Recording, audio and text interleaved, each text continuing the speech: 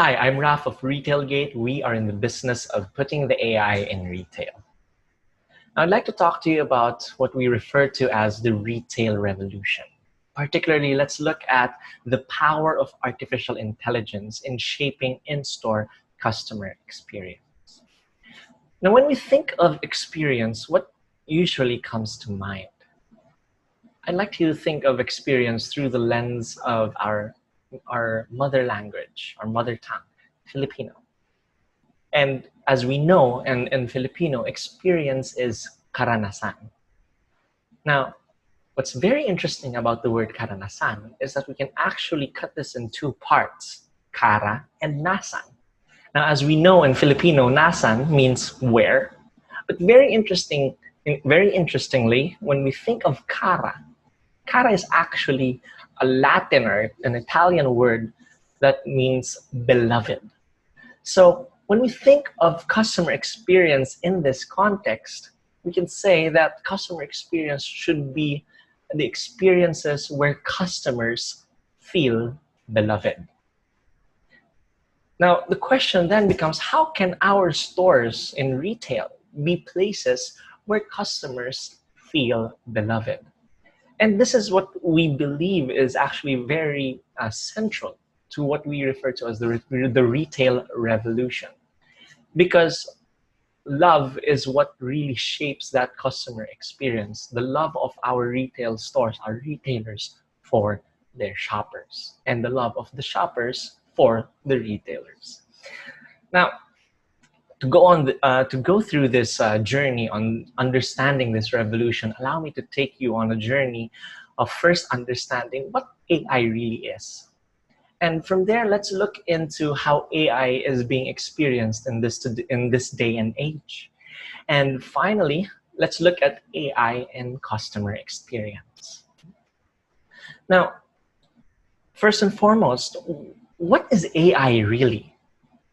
Now, we often hear this terminology being talked about already in this day and age. What is artificial intelligence anyway? Now, some people would think of AI as the rise of the machines, where computers and robots might take over humanity or take over our jobs. But I'm one of those that would rather think of AI as like this guy, Baymax, who is actually there to make life easier, life better, improve our quality of life. And in fact, for me, AI really is about improving our performance at work, or improving our efficiency, making us more effective in our work. Now, before we really define AI, I'd like to first define what AI is not. Now, first thing we have to understand is that automation does not necessarily mean artificial intelligence. Automation can be improved by AI. AI can enable automation, but not all automation technologies are run by artificial intelligence. Now, another thing we have to note about AI is that it is not the solution to everything. Yes, it is a very powerful technology, but it is just a tool, a very powerful tool that has many applications, but very specialized applications. It all boils down to how you use that tool and how effectively you're able to use it. Now, here's a picture, my favorite picture actually, of artificial intelligence. You see, it starts with statistics, and you just add a frame of perspective to it. And you get machine learning and artificial intelligence. Because when you think of artificial intelligence, it actually all boils down to data.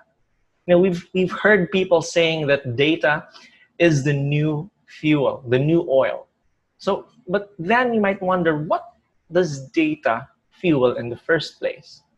One of those vehicles or very powerful machines now is artificial intelligence, machine learning. And in order to gain the most value out of working with data is that we get that data and find usable information And when we apply domain knowledge on that information, we find the right connections between the information, and from there we can gain insight on things that we might not have seen or realized before. And by adding context and the wisdom from experience in our domain knowledge, we then create impact. Now, before we get to that though, it's very important that we always remember that when we work with data, there's one rule that we should always keep in mind, is that garbage in, garbage out. That's how working with data always works. You see, if you put in garbage, you put in corrupted data, you can expect corrupted or inaccurate results.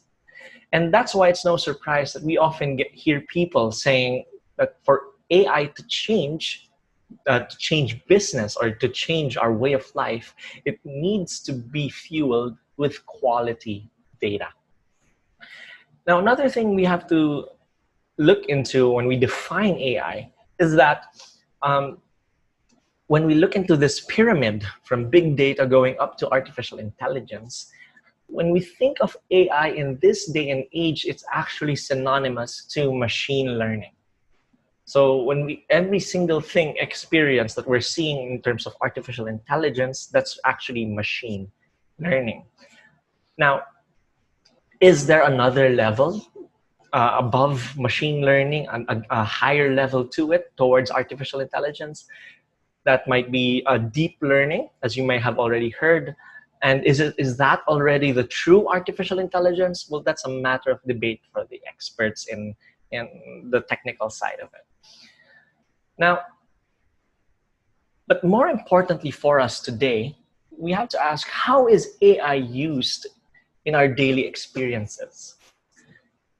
You see, actually one of the most common applications of AI that we're already experiencing on a daily basis is chatbots. It's the most famous, most popular application of AI today.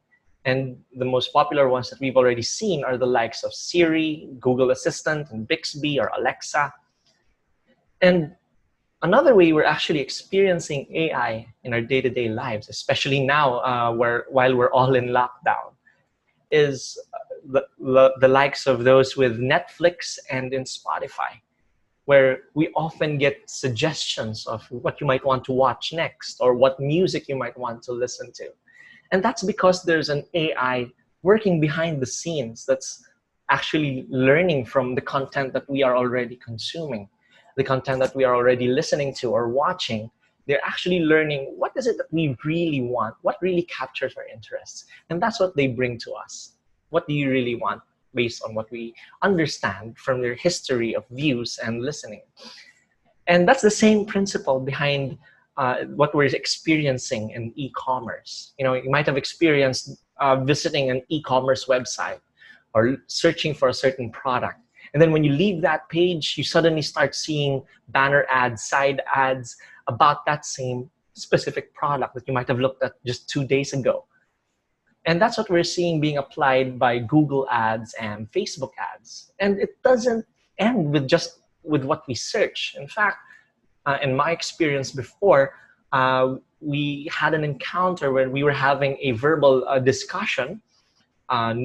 No laptop beside us, only our phones just in our pockets. But then when we opened our phones and our laptops, we started seeing ads about the products we were talking about. And that's because the AI also allows for the listening to our voices so that they pick up on keywords and then understand what are we really talking about and how can they actually capture our attention and even sell those brands or items to us. Now, you might have noticed these are two very different things. We're looking at chatbots and also e-commerce. But when we think of experience, what do they really create? What experience do they really create? Simply put, they're actually giving us a convenient experience for the chatbots and a very unique experience because in e-commerce and in the content in Netflix and Spotify, because it's really driven by what they are learning about what we already want. So in this context, AI actually allows the people on the other side of the technology to really learn about what we want, and allows them to gain an understanding, a deeper understanding of the users and the consumers. Now, of course, these you might have noticed are all online applications. But then you might ask, can it be used offline? And that's actually precisely what we do at Retailgate. When we say that we are putting the AI in retail, we think of AI on three different levels. You see, we think of AI first and foremost as artificial intelligence, as the tool that allows us to then gather actual information on shopper behavior in store. And from that information, we help our retailer clients identify actionable insights to help them get data-driven decisions, to make data-driven decisions that will really shape a better customer experience. And this is what we do with Eagle Eye. Now, Eagle Eye is our artificial intelligence solution that allows us to detect people through the existing CCTV cameras in the retail stores, so that we can really look into their behavior, how many customers are coming in, where are they going, and how long are they shopping. And following the same principle of this pyramid from data to wisdom, we help our retailers go on a journey from taking this information in order to gain a better understanding of their shoppers and respond to that by creating that experience based on that understanding in order to build and nurture the loyalty between the customer and the retail store. So now that we have the answer to the question, how can our stores be places where customers feel beloved, by creating a convenient or a unique customer experience, the next question becomes, how can we create experiences where customers feel beloved? And it all boils down to a very fundamental principle. That's empathy. Now, when we think of our customers, we have to put ourselves in that situation, in that experience. If we were in that context, in that experience, what would we feel? Now, let me illustrate this to you. First, when we think of a convenient customer experience.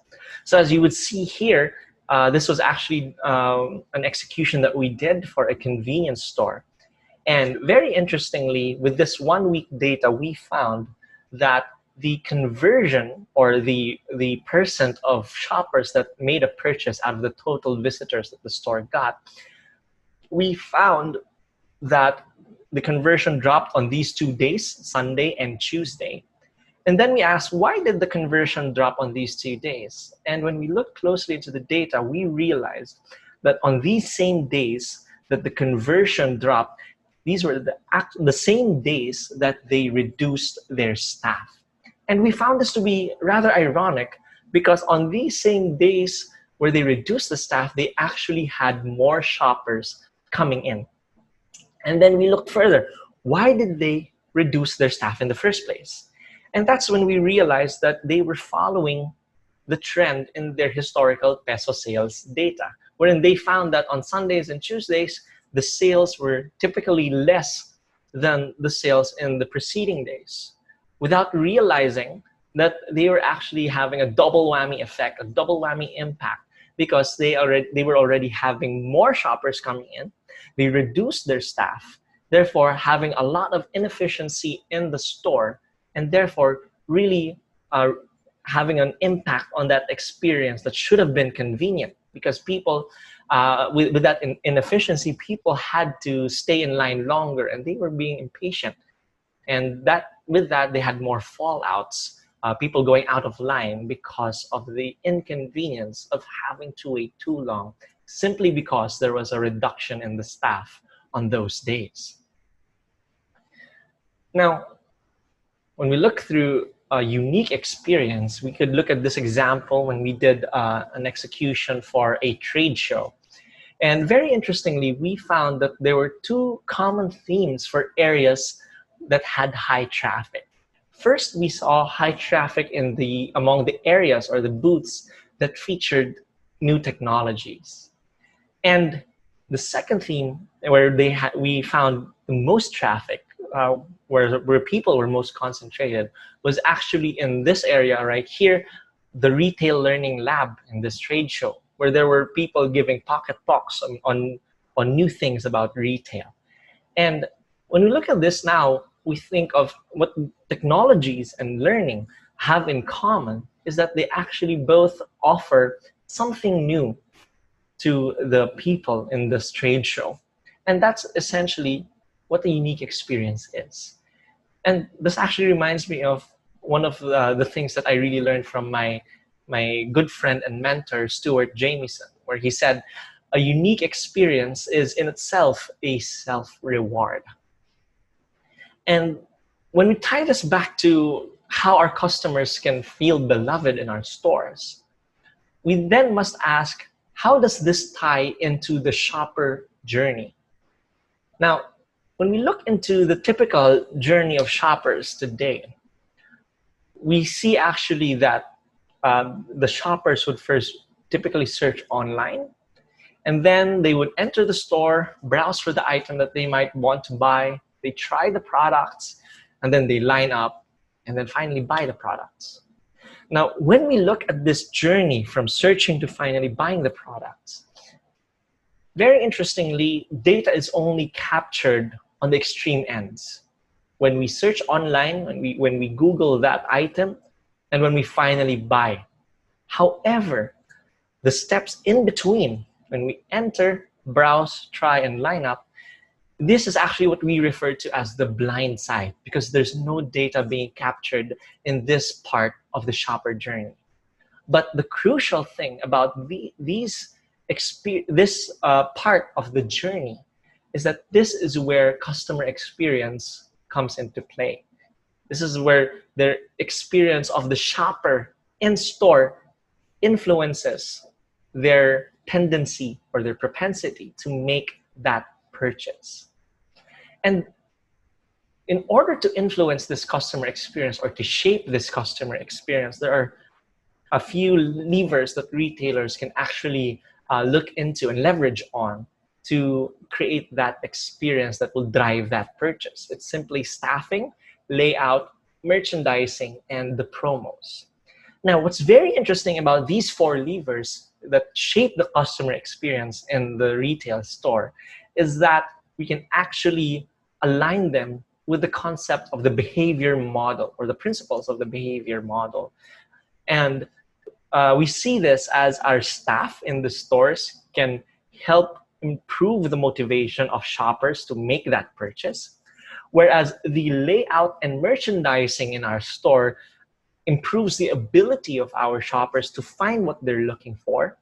And finally, the promos can serve as the trigger that will really seal that deal or motivate them to make that purchase. And in order to effectively leverage on these four levers and align them with creating a better customer experience, it really boils down to first understanding that customer experience. It all boils down to gathering the right data. Same principle, garbage in, garbage out. So you have to make sure first that you get the right data, the right information that will help you shape that experience to create that experience where our customers would feel beloved in our stores. And that is what we do at Retailgate. So just a few key takeaways. First and foremost, AI is a tool. It's a very powerful tool. And in this context, it's a tool that we can use to understand our customers in store in order to create a better customer experience that will make them feel beloved in our stores. And this is what we do at Retailgate towards our vision of a smart retailing in the Philippines, where we would be empowering our retailers with technologies such as artificial intelligence to create a better customer experience. Thank you so much. Again, I am Raf of Retailgate. We are in the business of putting the AI in retail. Thank you.